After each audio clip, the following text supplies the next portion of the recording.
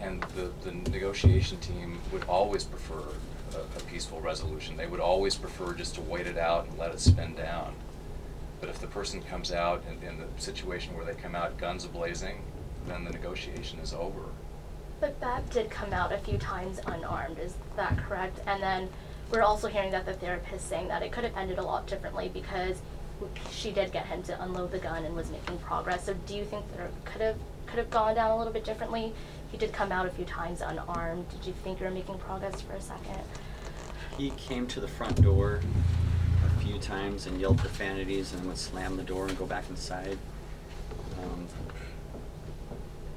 The discussion about there being a certain amount of confusion around this gun that's unloaded, all that information is information that's after the fact, easy to look back and kind of understand or digest, but at the time, the decisions that have to be made on scene by those officers is the decisions made based on their observations.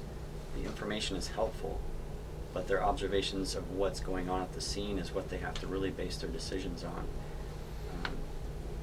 That information isn't always accurate, and if you're getting information from a third party that you don't entirely know what their training is or their skills or their understanding of the situation, if they're not on scene, you can't base your operation on scene based on that information, if that makes sense. So were there two weapons involved here, a rifle and a handgun? Did I have that right? I think I can respond to that. The handgun in question that is discussed so much in this op-ed piece as well as in the 911 tape, actually in the end of the investigation turned out to be irrelevant. That handgun was not even found in the residence. It was in Mr. Babb's vehicle. So at the time of the discussion between Mr. Babb and his therapist, he was in fact not in possession of that firearm. And the high-powered rifle, was it loaded after it was recovered from the porch? No.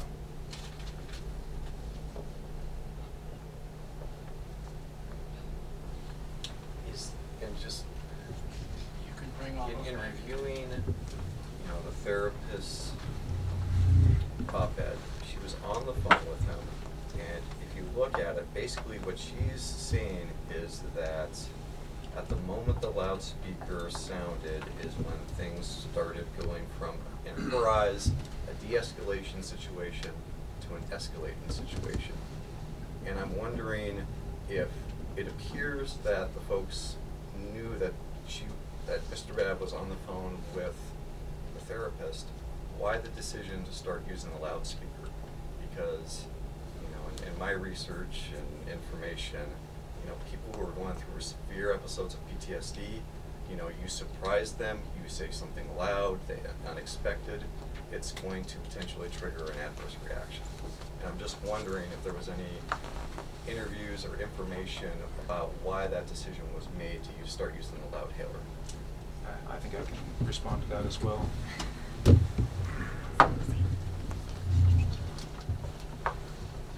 If the therapist believed that the situation was de-escalating, that was not relayed to 911 dispatch.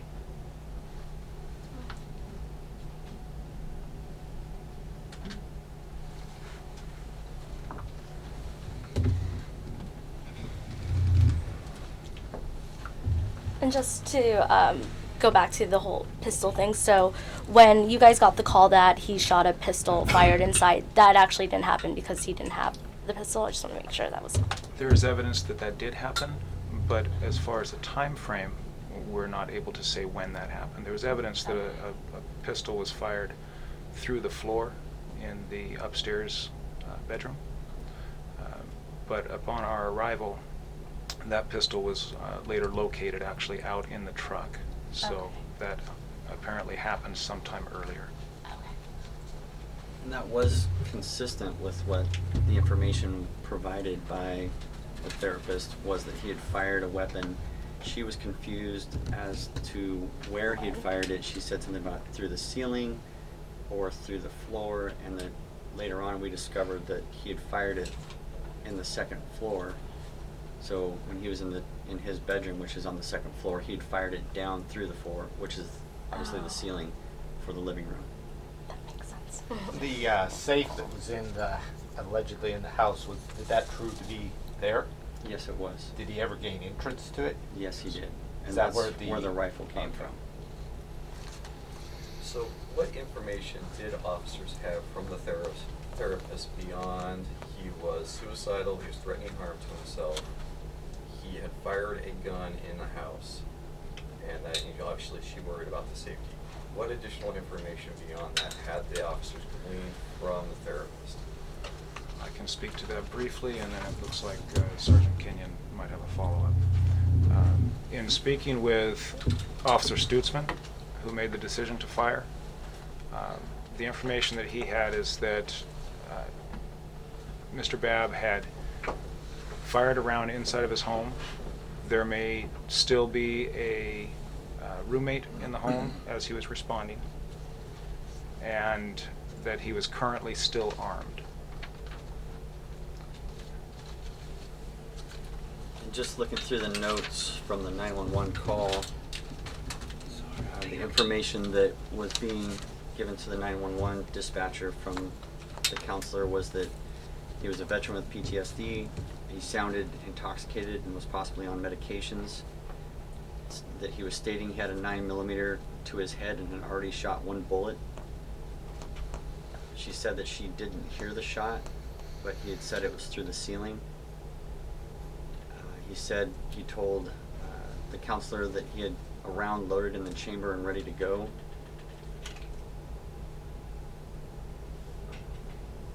And that pretty much covers all the information that the officers received from dispatch from the counselor through dispatch.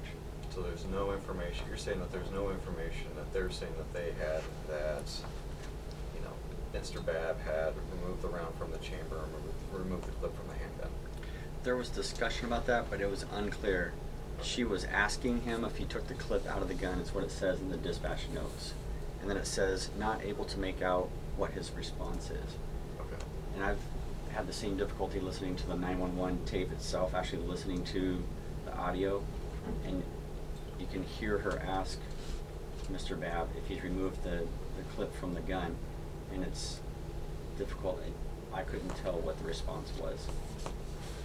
Christian, if I may, I think I understand the angle of your question.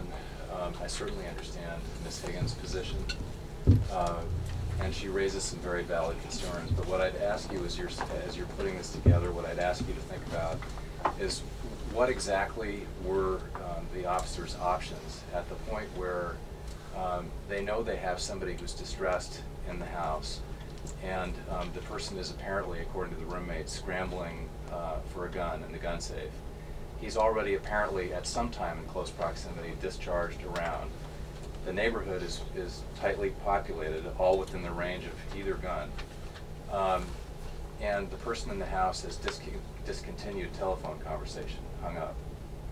And the police are seeing him show up periodically at upstairs windows, which gives him a clear vision of the whole neighborhood. So now what do? Apparently you're convinced that using the PA system will escalate the matter, but he's already escalated. Do they just sit? I think it seems like they have to make some effort to communicate and saying kind things. We want to we want you to be safe. Just show up.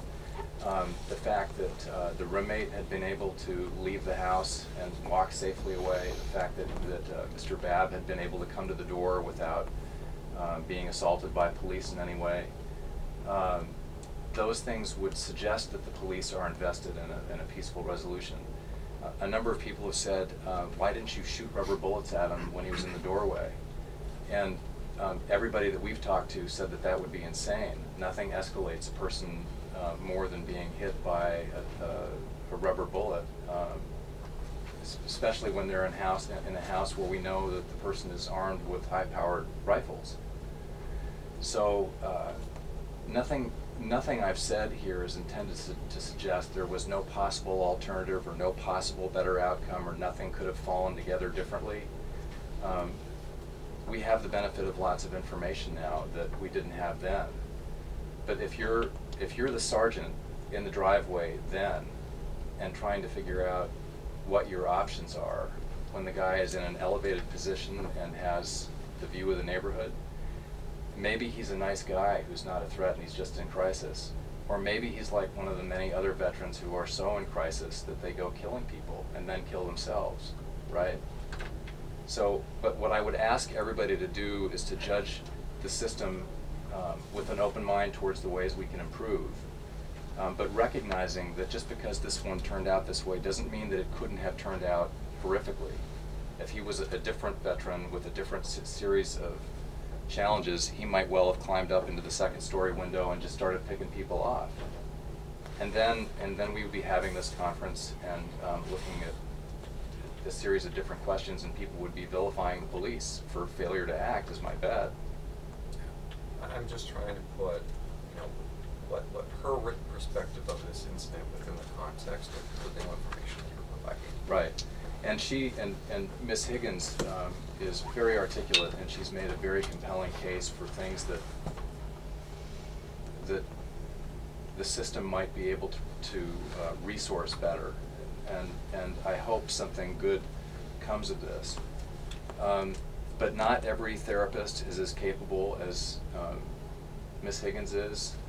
Not everybody has that good a rapport. Not every veteran is as reachable as perhaps this one was.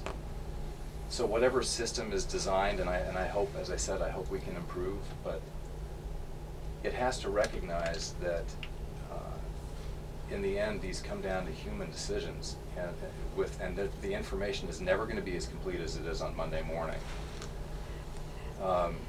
In any event, I look forward to seeing how the process evolves. Really and sincerely, the purpose of this press conference is to look at that few-second window around the officer whose misfortune it was to be sticking up through that hatch when he was staring down the barrel of a rifle. And I suspect he will never stop replaying this in his head, even though he knows he had no choice. So I hope as you all report on this, you know, there's a measure of kindness for what this means also for him. I should say most of the family members have been very generous about the officer. They understand that he may never get over this, even though he did the right thing under the circumstances. Is it protocol to not interview the officer involved until several days after? I remember that being mentioned. Yeah, it's in the IDFIT protocols, and there are a number of reasons for that. It's not just for the mental health of the officer, it's for the integrity and the accuracy of the investigation. And it's provided in the protocols.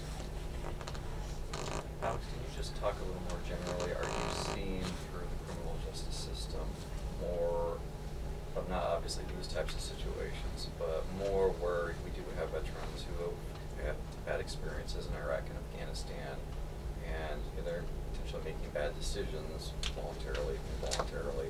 I mean, is the court system locally seeing more of that now?